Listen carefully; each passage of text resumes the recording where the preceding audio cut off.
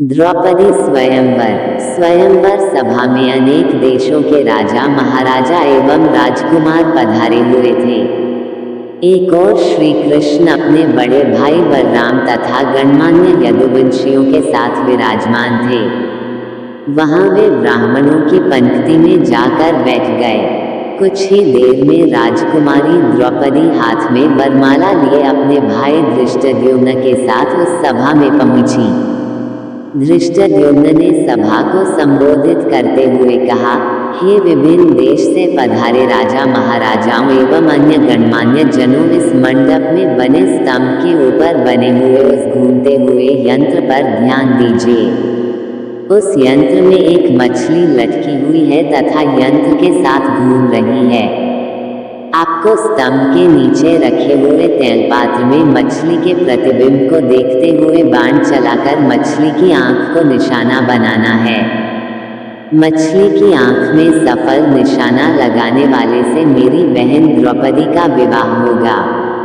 एक के बाद एक सभी राजा महाराजा एवं राजकुमारों ने मछली पर निशाना साधने का प्रयास किया, किंतु सफलता हाथ न लगी और वे कांतिहीन होकर अपने स्थान में लौट आए। इन असफल लोगों में जरासंध, शल्य, शिशुपाल तथा दुर्योधन, दुशासन आदि कौरव भी सम्मिलित थे। कौरवों के असफल होने पर दुर्योधन के परम मित्र कर्ण ने मछली को निशाना बनाने के लिए धनुष उठाया, किंतु उन्हें देखकर द्रौपदी बोल उठी, ये सूतपुत्र है, इसलिए मैं इसका वरण नहीं कर सकती। द्रौपदी के वचनों को सुनकर कर्ण ने लज्जित होकर धनुष बाण रख दिया। उसके पश्चात ब्राह्मणों की पंक्ति से उठकर अर्जुन ने निशाना लगाने के लिए धनुष उठा लिया। एक ब्राह्मण को राजकुमारी के स्वयंवर के लिए उद्यत देख वहां उपस्थित जनों को अत्यंत आश्चर्य हुआ, किंतु ब्राह्मणों के क्षत्रियों से अधिक श्रेष्ठ होने के कारण से उन्हें कोई रोक न सका।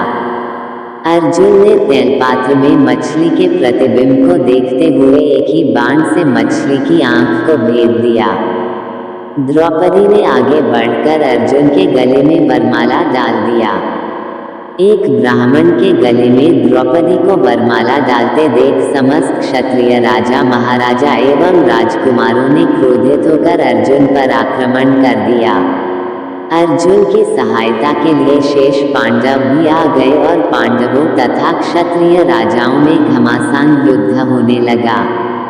श्री कृष्ण ने अर्जुन को पहले ही पहचान लिया था, इसलिए उन्होंने बीच बचाव करके युद्ध को शांत करा दिया। दुर्योधन ने भी अनुमान लगा लिया कि निशाना लगाने वाला अर्जुन ही रहा होगा और उसका साथ देने वाले शेष पांडव रहे होंगे। वारणावत के लाक्षागृह से पांडवों के बच निकलने पर उसे अत्यंत आश्चर्य होने लगा। पांडव द्रौपदी को साथ लेकर वहां पहुंचे जहां वे अपनी माता कुंती के साथ निवास कर रहे थे।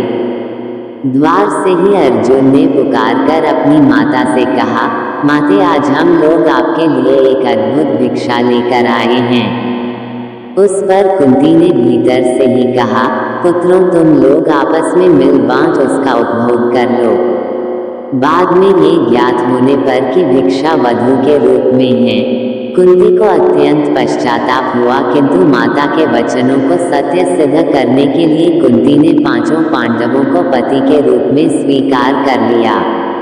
पांडवों के द्रौपदी को साथ लेकर अपने निवास पर पहुंचने के कुछ काल पश्चात उनके पीछे पीछे कृष्ण भी वहां पर आ पहुंचे।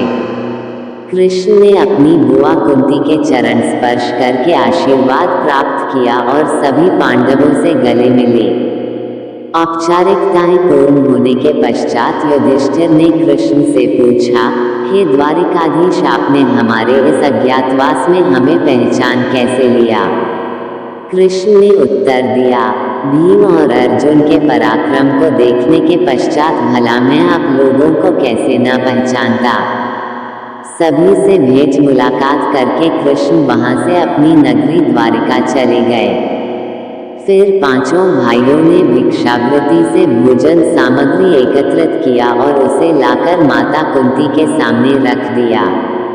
कुंती ने द्रौपदी से कहा, देवी इस भिक्षा से पहले देवताओं के अंश निकालो, फिर ब्राह्मणों को भिक्षा दो, तत्पश्चात आश्रितों का अंश अलग करो।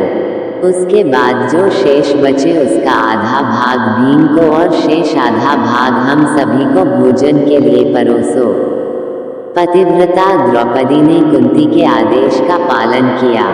भोजन के पश्चात कुशासन पर मृगचर्म बिछा कर वे सो गए। द्रौपदी माता के पैरों की ओर सोई। द्रौपदी के स्वयंवर के समय दुर्योधन के साथ ही साथ द्रुपद, धृष्टद्युम्न एवं अनेक अन्य लोगों को संदेह हो गया था कि वे ब्राह्मण पांडव ही हैं। उनकी परीक्षा करने के लिए द्रुपद ने धृष्टद्युम्न को भेजकर उन्हें अपने राजप्रासाद में बुलवा लिया। राजप्रासाद में द्रुपद एवं धृष्टद्युम्न ने पहले राजकोष को दिखाया, किंतु पांडवों ने वहां रखे रत्नाभूषणों तथा रत्न माणिक्य आदि में किसी प्रकार की रुचि नहीं दिखाई।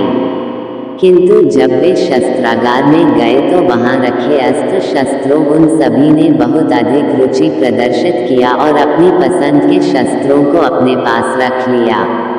उनके क्रियाकलाप से द्रुपद को विश्वास हो गया कि ये ब्राह्मण के रूप में योद्धा ही हैं। द्रुपद ने युधिष्ठिर से पूछा, हे आर्य, आपके पराक्रम को देखकर मुझे विश्वास हो गया है कि आप लोग ब्राह्मण नहीं हैं। कृपा करके आप अपना सही परिचय दीजिए। उनके वचनों को सुनकर युधिष्ठिर ने कहा, राजन, आपका कथन अक्षर सत्य है। हम पांडु पुत्र पांडव हैं। मैं युधिष्ठिर हूँ और ये मेरे भाई भीमसेन, अर्जुन, नकुल एवं सहदेव हैं। हमारी माता कुंती आपकी पुत्री द्रौपदी के साथ आपके महल में हैं। युधिष्ठिर की बात सुनकर द्रुपद अत्यंत प्रसन्न हुए और बोले, आज भगवान ने मेरी सुन ली। मैं चाहता था कि मेरी पुत्री का विवाह पांडु के पराक्रमी पुत्र अर्जुन के साथ ही हो। मैं आज ही अर्जुन और द्रौपदी के विधिवत विवाह का प्रबंध करता हूँ। इस पर युधिष्ठिर ने कहा, राजन, द्रौपदी का विवाह तो हम पांचों भाइयों के साथ होना है। ये सुनकर द्रुपद आश्चर्यचकित हो गए और बोले, ये कैसे संभव है?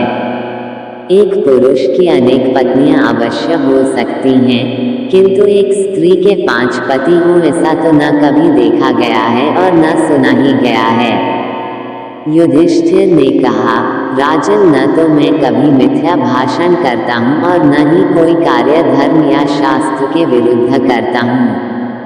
हमारी माता ने हम सभी भाइयों को द्रौपदी का उपभोग करने का आदेश दिया है और मैं माता की आज्ञा की अवहेलना कदापि नहीं कर सकता।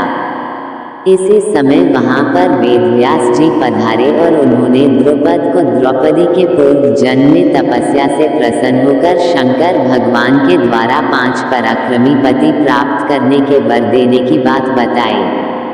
वेदव्यास जी के वचनों को सुनकर द्रुपद का संदेह समाप्त हो गया और उन्होंने अपनी पुत्री द्रौपदी का पाणिग्रहण संस्कार 5 पांडवों के साथ बड़े धूमधाम के साथ कर दिया। इस विवाह में विशेष बात ये हुई कि देवर्षि नारद ने स्वयं पधारकर द्रौपदी को प्रतिदिन कन्यारूप हो जाने का आशीर्वाद दिया। पांडवों के जीवित होने तथा द्रौपदी के साथ विवाह होने की बात तेजी से सभी ओर फैल गई। हस्तिनापुर में इस समाचार के मिलने पर दुर्योधन और उसके सहयोगियों के दुख का पारावार न रहा।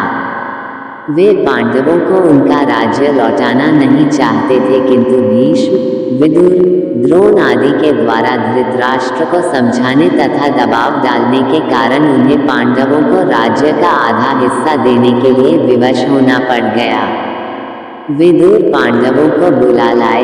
धृतराष्ट्र, द्रोणाचार्य, कृपाचार्य, विकर्ण, चित्रसेन आदि सभी ने उनकी अगवानी की और राज्य का खांडव वन नामक हिस्सा उन्हें दे दिया गया।